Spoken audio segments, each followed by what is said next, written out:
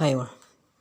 In the previous videos, I have been discussing the intellectual strands of cultural studies, and today, as a continuation, I will be discussing post-structuralism and postmodernism, which also I hope you are all familiar with, and we will be seeing how they are related to cultural studies and how they influenced the growth of cultural studies.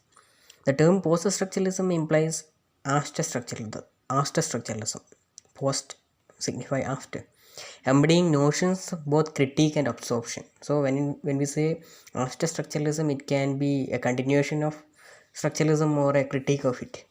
That is, post-structuralism absorbs aspects of structural linguistics while subjecting it to a critique that it is claimed surpasses structuralism. In short, post-structuralism rejects the idea of an underlying stable structure that rounds meaning through fixed binary pairs, as believed by the structuralists. So, structuralists believe there is a fixed, stable structure, but on the other hand, post-structuralists reject it.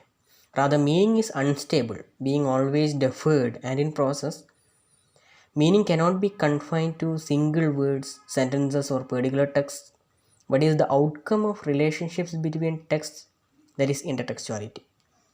Like its predecessor, post-structuralism is anti-humanist in its decentering of the unified, coherent human subject as the origin of stable meaning. So, in the humanist tradition, there is this belief in the human being. There is a unified, coherent human subject. So, which is being rejected by the post-structuralist critics. So, one of the originators, the primary philosophical sources of post-structuralism are Derrida and Foucault, with the Derridian argument of the instability of language. Since they gave rise to different emphasis, post-structuralism cannot be regarded as a unified body of work. So the tradition of Derrida and tradition of Foucault are two different sources within post-structuralism.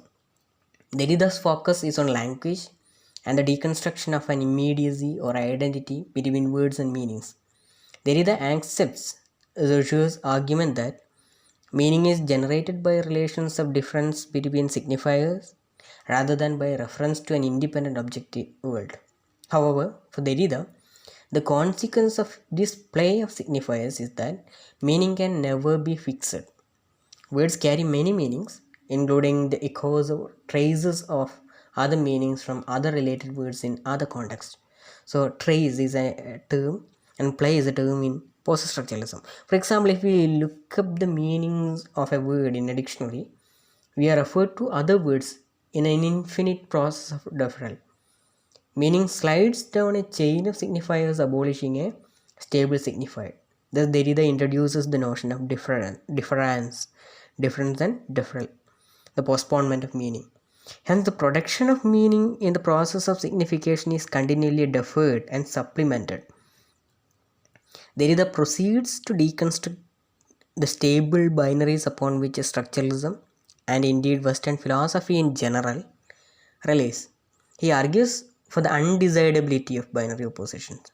In particular, deconstruction involves the dismantling of hierarchical conceptual oppositions such as speech writing, reality appearance, nature culture, reason madness, etc., which exclude and devalue the inferior part of the binary. So you are familiar with the logocentrism, things like that. For Derrida, we think only in science. There is no original meaning circulated outside of representation. So that writing is crucial to the generation of meaning. Derrida's argument is that writing is always already present in speech. There is no primary source of meaning and no self-present transparent meaning that can fix the relation between signifiers and signifiers. It is in this sense that there is nothing outside of text or nothing but text, by which it is not meant that there is no external material world. That is, the meanings of text are constitutive of practices. So these are some of the views of Derrida in a nutshell. So when it comes to Foucault, he is famous for his idea of discourse. So like Derrida, Foucault argues against structuralist theories of language, which conceive of it as an autonomous role-governed system. For structuralists, They have a systematic, rule-governed, objective kind of a method. He also opposes the interpretative or hermeneutic methods that seek to disclose the hidden meanings of language. So there is this idea that there is something hidden. Foucault is concerned with the description and analysis of the surfaces of discourse and their effects under determinate material and historical conditions. For Foucault, discourse concerns both language and practice. The concept refers to the regulated production of knowledge through language that gives meaning to both material objects and social practice. Discourse constructs, defines, and produces the objects of knowledge in an intelligible way, while at the same time excluding other ways of reasoning as unintelligible. So that is the idea of discourse in a nutshell. Foucault attempts to identify the historical conditions and determining rules of formation of regulated ways of speaking about objects, that is, discursive practices and discursive formations. He explores the circumstances under which statements are combined and regulated to form and define a distinct field of knowledge and objects, requiring a particular set of concepts and delimiting specific regimes of truth. That is what counts as truth. So, Foucault is concerned with the discursive formations and regimes of truth. For Foucault, discourse regulates not only what can be said under determinate social and cultural conditions, but also who can speak, when and where. So, who can speak, when can speak, and where can speak. Consequently, much of his work is concerned with the historical investigation of power and the production of subjects through that power. Foucault doesn't formulate power as a centralized constraining force, rather, power is dispersed through all levels of a social formation and is productive of social relations and identities, like generative. Foucault conceives of the subject as radically historicized, that is, persons are wholly and only the product of history. He explores the genealogy of the body as a site of disciplinary practices that bring subjects into being. Such practices are the consequences of specific historical discourses of crime, punishment, medicine, science, and sexuality. You can remember Foucault's major works under these titles: The Origin of Reason, on crime and sexuality, and things like that. Thus, Foucault analyzes statements about madness which give us knowledge about it. The rules which prescribe what is sayable or thinkable about madness, subjects who personify madness, and the practices within institutions which deal with the madness. Perhaps the most significant influence of post-structuralism within cultural studies is its anti-essentialism. So how post-structuralism influenced cultural studies? The anti-essentialism of cultural studies is the direct influence of post-structuralism. Essentialism assumes that words have stable reference and social categories reflect an essential underlying identity. By this token, there would be stable truths to be found and an essence, for example, femininity or black identity. However, for post-structuralism, there can be no truths, subjects, or identities outside of language. Further, this is a language which doesn't have stable reference and is therefore unable to represent fixed truths or identities. In this sense, femininity or black identity are not fixed universal things, but descriptions in language which through social convention come to what counts as truth. That is the temporary stabilization of meaning. So all these are femininity or black identity, all these are certain descriptions in language which are taken to be true. For post-structuralism, a person or subject is not a stable universal entity, but an effect of language that constructs an I in grammar. The speaking subject is dependent on the prior existence of discursive subject positions, that is, empty spaces or functions in discourse from which to comprehend the world. Living persons are required to take up subject positions in discourse in order to make sense of the world and to appear coherent to others. Anti-essentialism doesn't mean that we cannot speak of truth or identity. Rather, it points to them as being not universals of nature, but productions of culture in specific times and places.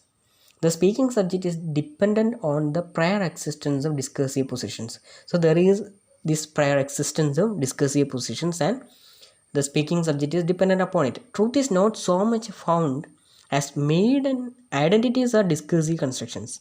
That is, truth and identity are not fixed objects but are regulated ways that we speak about the world or ourselves. Instead of the scientific certainty of structuralism, post-structuralism offers us irony, that is, an awareness of the contingent, constructed character of our beliefs and understandings that lack firm universal foundations. So, this is the way how post-structuralism influenced cultural studies. The anti-essentialism of cultural studies is the direct influence of post-structuralism. And let us see how postmodernism influenced cultural studies. There is no straightforward equation of post-structuralism with the postmodernism, and the sharing of the prefix post can lead to unwarranted conflation of the two. So, post-structuralism or postmodernism. However, they do share a common approach to epistemology. Epistemology means the science of knowledge, namely the rejection of truth as a fixed eternal object. So both postmodernism and post-structuralism reject this idea of truth. Derrida's assertion of the instability of meaning and Foucault's awareness of the historical contingent character of truth are echoed in Lyotard's postmodern incredulity towards meta-narratives. So you're familiar with Lyotard's definition of postmodernism. He defined postmodernism as incredulity towards meta-narratives, and he want all grand narratives of truth. So Lyotard rejects the idea of grand narratives or stories that can give us certain knowledge of the direction, meaning and moral path of human development. Lyotard has in mind the teleology of Marxism, the certainty of science and the morality of Christianity. So you're familiar with that. Lyotard consider Marxism and Christianity or church as grand narratives of truth, and the grand narratives of progress. All these are being rejected, or incredulity towards all those grand narratives. Postmodern writers like Lyotard or Rorty shared with Foucault the idea that knowledge is not metaphysical, transcendental, or universal, but specific to particular times and spaces. For postmodernism, knowledge is perspectival in character.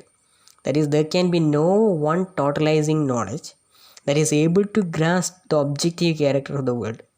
Rather, we have and require multiple viewpoints or truths by which to interpret or complex heterogeneous human existence. That is why they say that what we need is not grand truths but mini grand narratives, but mini narratives which are specific.